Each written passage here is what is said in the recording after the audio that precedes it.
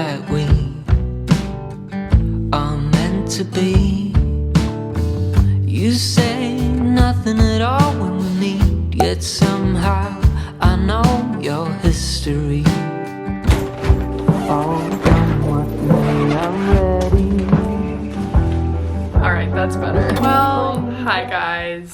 If you couldn't tell by now, I am, you know, in good old Cincinnati, Ohio. This is really special to me for a lot of reasons. My whole family is from Ohio, both my parents. My dad is from Cincinnati, so I have always had a very, very special connection to Cincinnati. And it's very full circle to be in Ohio for work, but it doesn't feel like work because it's like such an exciting opportunity, but it's just really, really crazy. It's a really beautiful full circle. I'm here with Sports Illustrated to speak at the University of Cincinnati about mental health tomorrow, which is so crazy. It's basically in partnership with the Big 12 conference, and SI is teaming up with them to have us go to different schools a part of the Big 12 and just kind of speak and talk to the different students there, which is just really, really cool. And it's something very new for me. I'm not normally really good in those settings, you know, being on a stage doing a panel and just like talking about myself. Also, my first time back in Cincinnati since my pop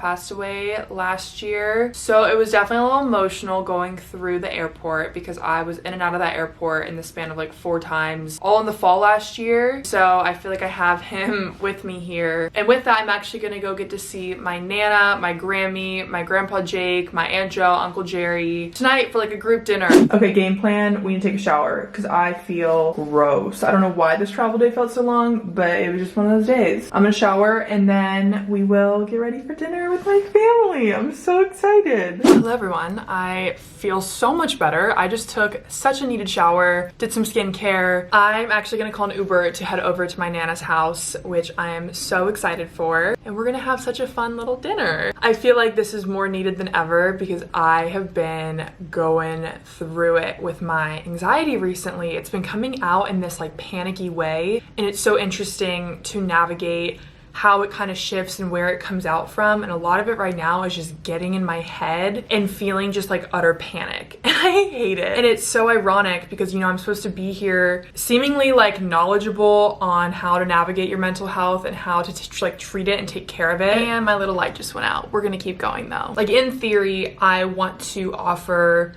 good advice tomorrow to these college, you know, students and athletes that are gonna come and listen to me talk about mental health. In reality, I still struggle with it a lot, and I'm going through a pretty bumpy route with it right now, and I think I'm on the come up. I had a big breakthrough, I think, last night. I think what's really cool about it though is taking away this pressure of having, you know, my anxiety and everything figured out, but more so being up there as kind of like a leader to show like, hey, I'm going through it too. I'm around your guys' age. I'm sure we all can relate in a certain way to the anxieties in mental health. So I think I really want to lean into that tomorrow and not try and make it seem like I have it all figured out, because I don't know, I think it's going to even help me. Even just being up there and talking about it, I think will really help me. I think in perfect theme with all of this, I want to thank BetterHelp for sponsoring today's video. I am very honored to be working with them because you guys know I'm very, very, very actively in support of BetterHelp and what they do. They basically help make online therapy more accessible and less expensive, more affordable for everyone, because I know firsthand it can be so confusing and so frustrating trying to figure it all out on your own, and you sometimes feel like you're at these like dead ends, you know. And what I love about BetterHelp is they find you the right match and fit for you, because it's all virtual and they really want to make sure that you have a connection with who you're speaking to. I think having a third party in your life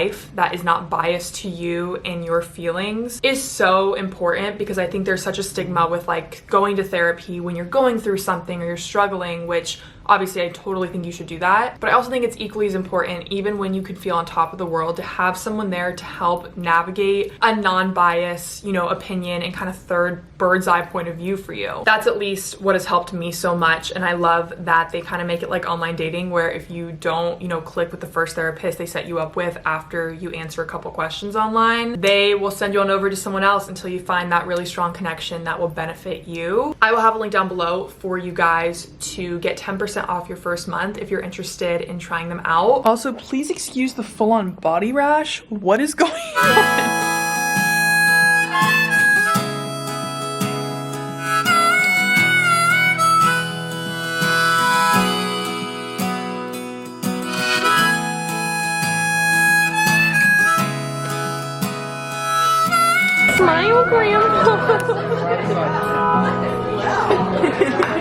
That reminds me of something, a story about a bear in the woods. What? That's how you know if a bear's been there. They give it a sparkle. Oh god. I just ate so much Grater's ice cream. I could not come to Cincinnati for one night and not go to Grater's though. My dad grew us up going to Grater's. Like, I mean, this is just like a common thing for us. Grater's is the best ice cream in the world, hands down, but it tastes so much better when you get it from a Cincinnati store. All right, I'll see you guys back at the hotel. Only I would choose to pop my skin that didn't need to be popped the night before a big event. Well, everyone, I'm gonna wake up, go get some coffee, meet the SI girls in the lobby and the SI team, and then we're gonna head over to UC and my family's gonna come, and it's gonna be an amazing day. So I love you guys, and I will see you in the morning. Okay, good night.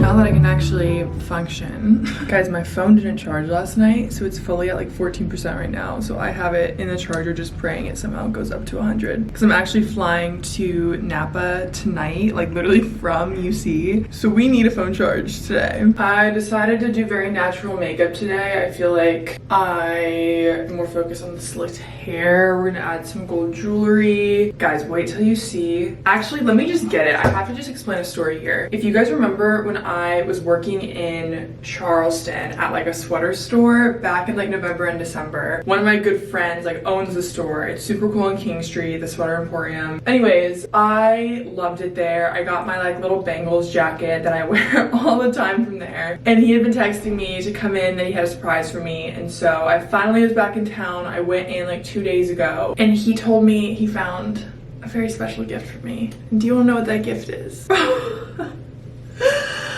Isn't this the coolest thing ever? It's like an original 1950s Sports Illustrated sweatshirt. And I have to wear this today. I'm gonna finish up my makeup and then we'll try and style that together. Okay guys, I think I styled this well. I'm very excited. I put on this really cute little black skirt that I've been wanting to wear for a while. And then I put on my little baby heels, super comfy to walk in. Hopefully Ellie can't trip going up on a stage in these. And there's the fit. I got my bag. I feel good about this. I'm gonna head down to the lobby. We're going to shuttle on over to the school. I have no idea what to expect, but either way, we got this. All right, I will see you guys at UC.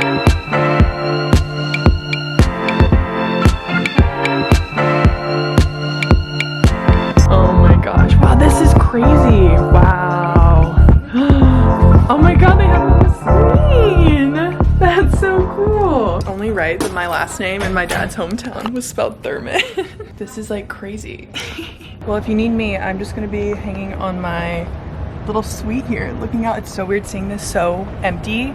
And the weather is also so nice right now. I'm just gonna be tanning out here in my little heels alone. Wait, these are like cute.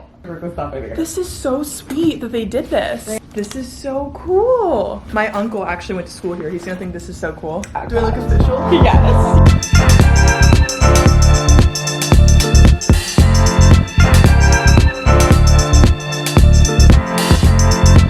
Hi, I'm Lauren. I'm gonna be doing Lauren's makeup. So nervous. I just told her don't have high expectation because I don't even know how this turned out this morning. Hey, she looks amazing, guys. She looks like real.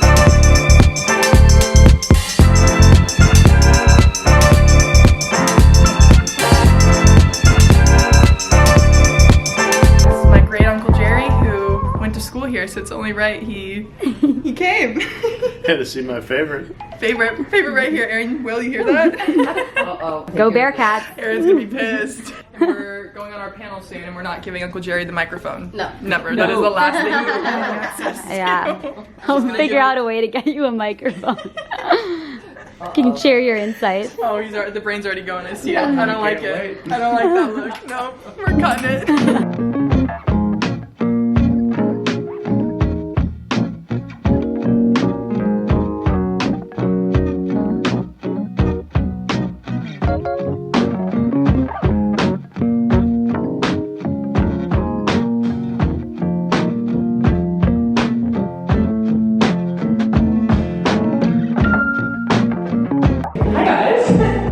first thank you guys for coming to this, because I think my journey with like SI, I think is a little bit different. You know, a lot of you guys that I met today told me you kind of grew up watching me on YouTube, which is like so special and means so much to me, because I remember that exact feeling, like growing up watching YouTubers and having people that I looked up to and kind of marked certain points in my life, and that's really how I am here now. It was a really long journey for me with that. I knew I wanted to do it, and I had my goals, and on the same kind of side, I did modeling as like a fun little hobby. My mom was super into it in Arizona, so I would do cheesy little like news segments with her and in like the local newspaper in Phoenix. And so YouTube was always like my passion, and it was really fun when I got more into modeling to kind of show my mom and I going over to LA together during my like spring breaks or during breaks from school, and she would stay in these like model apartments with me and help me meet with agencies. And SI was always a huge goal of mine, but obviously when I was younger, it was kind of like a maybe one day down the road kind of thing. Grew up doing craft videos and cheesy little DIYs with my mom. She would be helping me hot glue stuff on the side, and we'd be making these Halloween costumes and, you know, really silly things. And at the time it was more, I always showed just like the fun aspects of it. I wasn't showing when my mom was accidentally like hot gluing my finger or something was getting messed up, and kind of the fights that would come in, my anxiety that I've had since I was super young, that even my family that's here today kind of knows about. I've always been a very anxious child, and oh, hi Grammy.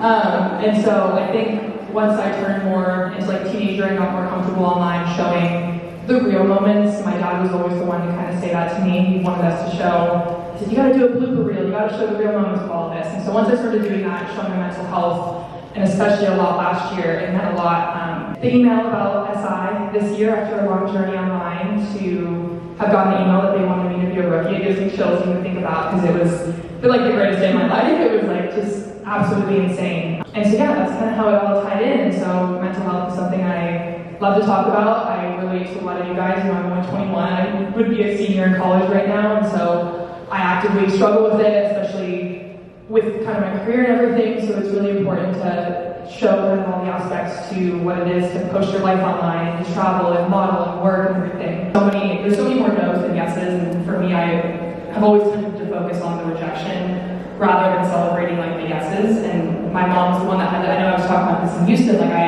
I tend to focus on those, and I need people like my mom and my sister who are so good at focusing on the yeses and the positive things, and they really help me do that, and it would really affect me, and I would let it get in my head and kind of alter how I thought of myself. And then I was on this journey of trying to almost seem so perfect and do everything right and seem so likable, and I wasn't being myself, and so it can get really difficult. So I think I've let a lot of that go in the last 2 years, especially as I've gotten older and felt more like an adult rather than this like vulnerable teenager showing my life online, seeing this idea of rejection of people not liking me or misjudging me or not understanding me for who I am. And I feel a lot more confident now when I stopped trying to put on this like facade, and I just kind of am how I am now. And the people that want me, whether that goes for work or people that support me, I think you just gotta focus on the ones that do and show up as yourself and not try and change it.